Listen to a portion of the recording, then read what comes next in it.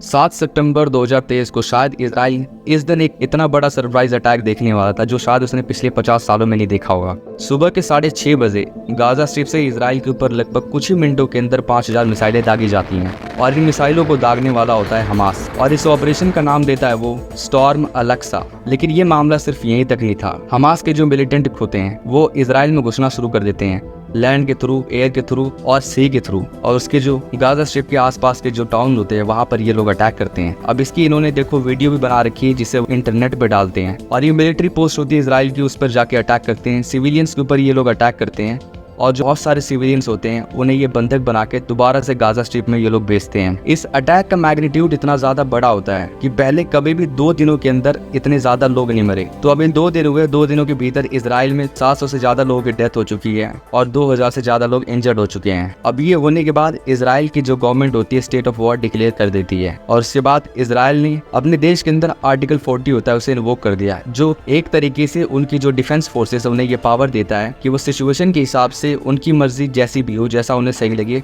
वो देखकर कुछ भी कर सकते हैं। एक तरीके से उन्हें फ्री हैंड दे दिया है और इसी चीज को देखते हुए मैग्नीट्यूड इतना बड़ा था कि अमेरिका भी यहाँ पर आ चुका है। अब अमेरिका के जो एयरक्राफ्ट कैरियर है वो मेडिटेरियन सी के अंदर आ चुके हैं, उसके अलावा उनके जो फाइटर जेट्स हैं इजराइल में आ रहे हैं। लेकिन ये सब हो क्यों रहा है वो जानने से पहले हमें इजराइल और पैलेस्टाइन की जो एक हिस्ट्री है थोड़ी सी हमें देखनी पड़ेगी। तो 1917 के अंदर ब्रिटेन की गवर्नमेंट बेल्फर डिक्लेरेशन लेके आती है। इस डिक्लेरेशन के अंदर होता यह है कि ब्रिटेन की गवर्नमेंट कहती है कि जितने भी ज्यूइश हैं हम तुम्हें कर देंगे पैलेस्टाइन के अंदर। साल 1918 में फर्स्ट वर्ल्ड वॉर खत्म हो जाता है और ऑटोमन एम्पायर हार चुका होता है।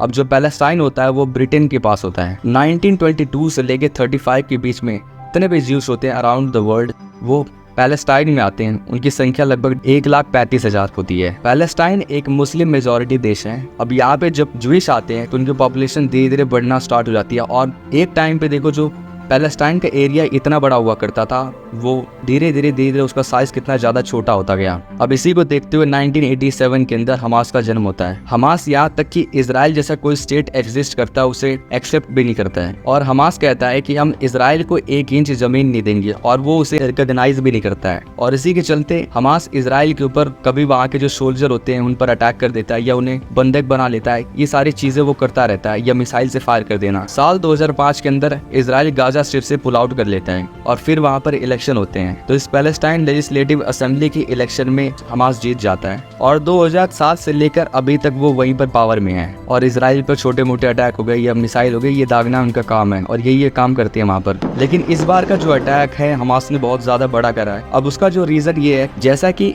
इस ऑपरेशन का नाम है अल-अक्सा। अब जेरूसलम में एक मॉस्क है अल-अक्सा के नाम से जो कि बहुत ही ज्यादा इंपॉर्टेंट है। दुनिया में 3 सबसे ज्यादा इंपॉर्टेंट मॉस्क है, 2 सऊदी अरेबिया में है और 1 जेरूसलम में है। अब यहाँ पे होता क्या है, अभी हमास के लोग बोलते हैं कि इजराइल की जो फोर्सेस होती हैं हमारी मॉस्क के अंदर घुस जाते हैं और जो कई सारे लोग होते हैं उन्हें मारते पीटते हैं। इससे पहले कई बार इजराइल की फोर्सेस वहाँ पर फोर्सेस घुस चुकी हैं। अब वो कह रहे हैं कि हम इसी का बदला ले रहे हैं, इसकी वजह से उन्होंने ये ऑपरेशन करा। दूसरा रीजन ये हो सकता है कि सऊदी अरेबिया और इजराइल के जो रिलेशन है वो काफी ज्यादा अच्छे हो रहे हैं। जैसे कि G20 के अंदर India middle east Europe economic corridor sign हुआ और उससे पहले भी ऐसे बहुत सारे स्टेप चले हैं यूएस ने, जिससे इजराइल और सऊदी अरेबिया की रिलेशन काफी ज्यादा बढ़िया हो, अच्छे हो। अगर सऊदी अरेबिया के रिलेशन इजराइल के साथ अच्छे होंगे तो इनके जो और भी मुस्लिम मेजॉरिटी देश हैं वो भी हो सकता है उसी के पीछे चलेंगे। तो जो ये इजराइल का स्टांस है, कई सारे जो मुस्लिम देश हैं इजराइल को रिकॉग्नाइज भी नहीं करते हैं, तो शायद वो भी सर रिकॉग्नाइज करेंगे, वो रीजन हो सकता है। तो उसका असली रीजन क्या है वो तो खैर हमास ही जानता है। तो खैर इस वीडियो में बस इतना ही। आगे की जो डेवलपमेंट होगी हम उसको देखते रहेंगे और उस पर वीडियो बनाएंगे। तो इस वीडियो में बस इतना ही। देखने के लिए धन्यवाद।